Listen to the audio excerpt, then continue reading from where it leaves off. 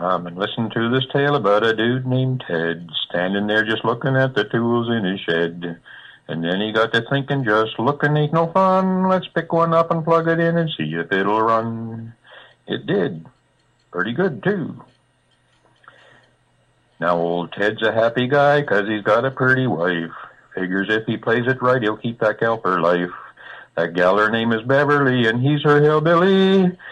He's sweet on her, she's sweet on him, they're happy as could be. She's Beverly, he's Hillbilly, he's Beverly's hillbilly.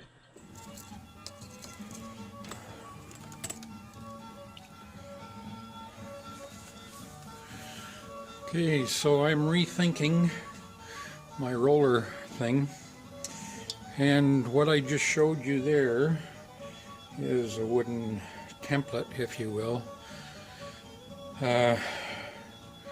I don't know if I can explain my idea well or not, but I can certainly give it a try. I'm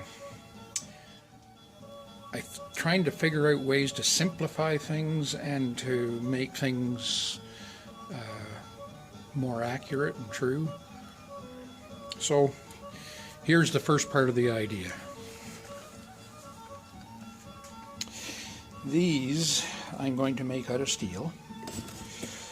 These are just templates that I made to verify that they would indeed work. And the idea here is that one of these will go on each end, like so. Those push in there. And this one will go through far enough that it will also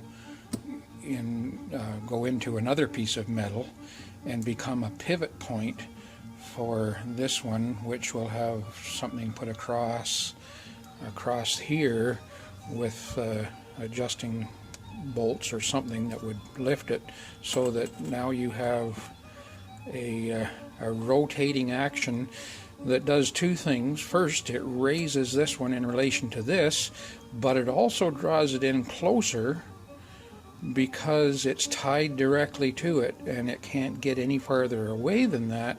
But when we're considering another roller up here, it's rising in relationship to the gap between, and it's getting closer in relationship to the other spacing, if that makes sense to you. Anyway, so what I've done is I've taken these, or one of them, and I've got an old piece of steel rusted up and covered with paint and cleaned the paint and stuff off of it. I'm going to scribe a mark on that Sharpie mark there, and I'll make a second one. Hopefully those holes that are in there don't get in my way. I don't think they should. Anyway, and I'm going to duplicate these wooden pieces out of steel. Okay, all right, so this is not rocket science, but and it's not absolutely crucial that everything be exactly the same size as what my templates were, but it might as well be close. And then I can just make the two pieces the same size, and that may be a little bit more crucial.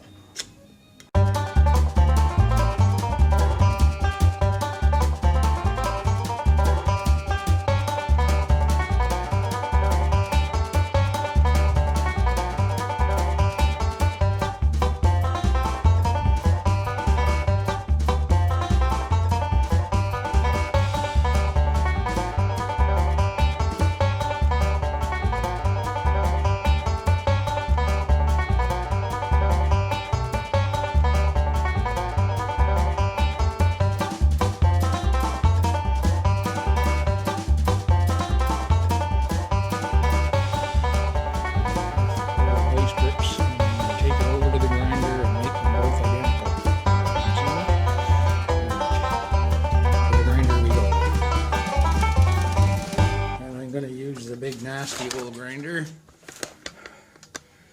Well, I guess it's not really nasty, it's just big, and probably a lot of people get all bent out of shape and try to tell me it's not safe.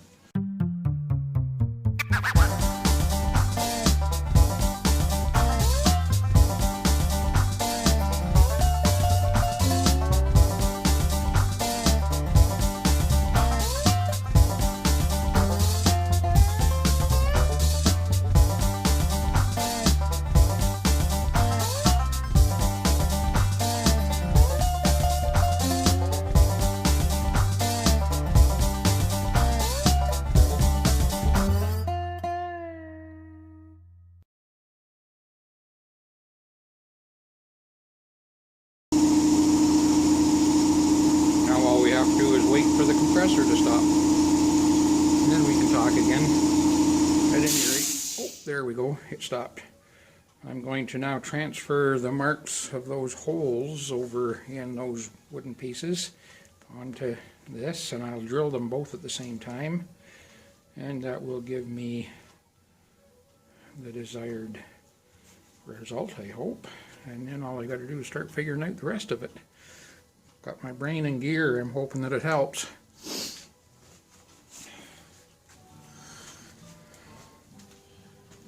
Okay, I had a bit of a rethink about some of this, because those holes, although they're exactly the right distance apart, they're not spaced on the workpiece as nicely as I'd like it to be. So what I've done is I've put a Sharpie mark here approximately where I think it should be, and I'm going to take some measurements. I'm going to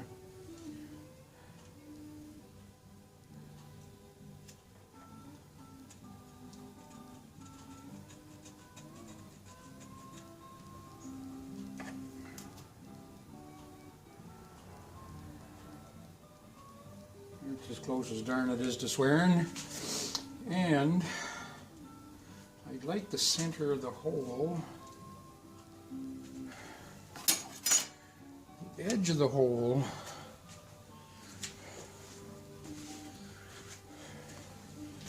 according to my fancy new digital calipers, is 0.64 from the edge of the board, or the piece. And that's not horribly crucial. It could be closer. In fact, I might make it a bit closer. But that makes the center of the hole, well, if I made the center of the hole, that makes the center of the hole about 3/4 of an inch. I really think that 1/2 inch might do it. So what I'm going to try to do is I'm going to try to set this to 1/2 inch and see if there's any way. I doubt that they're sharp enough, but they might be. Well, yes, they were. All right, let's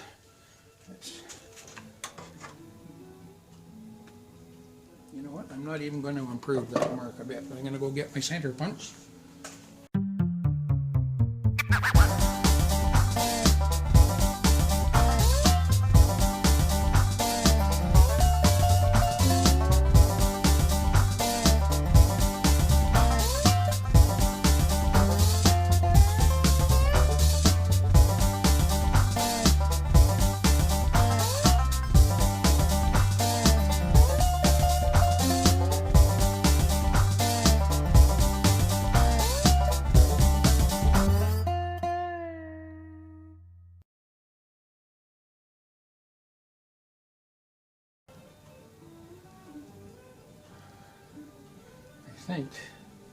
Therefore I am.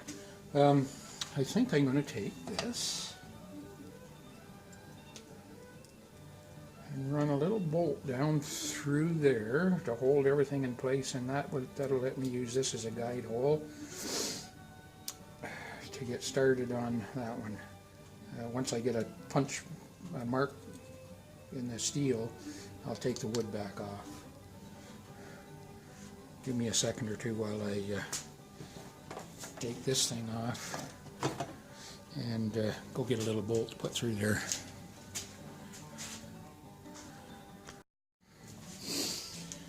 So I'm not just quite sure how, well, let's see, my dad would have said Protestant-like, others would have said Orthodox. I'll just say how proper it is to do it the way I'm going to do this. But as we've already taken note of the fact, I am not the most accurate guy in the world when it comes to this kind of thing. And so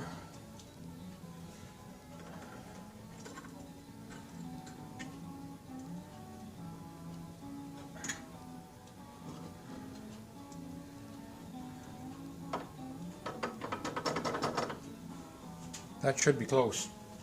Let's try it.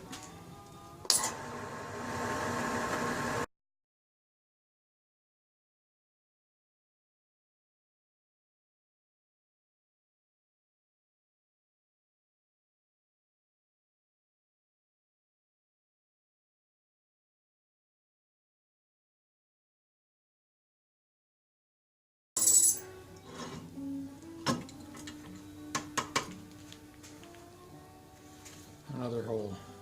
I'm going to go over to the grinder and clean that up a little bit. I might clean some of the other stuff up too. You don't need to see that. Well, whatever. Right. So take note of how those pieces protrude, and relatively good fit.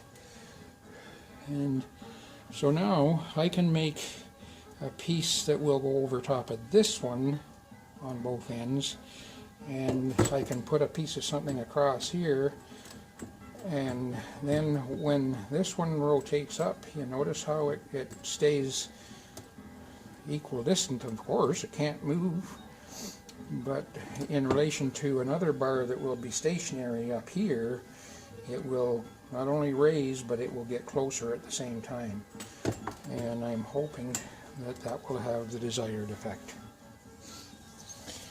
If not, it'll be back to the thinking. Maybe someday I'll get smart enough to put some of it on paper first to see. Anyway, I'm not that bright. So now I guess this episode is all done and said. I would like to thank you all for visiting with Ted. If you'd like to see what's next, why not subscribe and see? It's not that hard, just click on it. It's easy as could be. Comment too. I'd like that.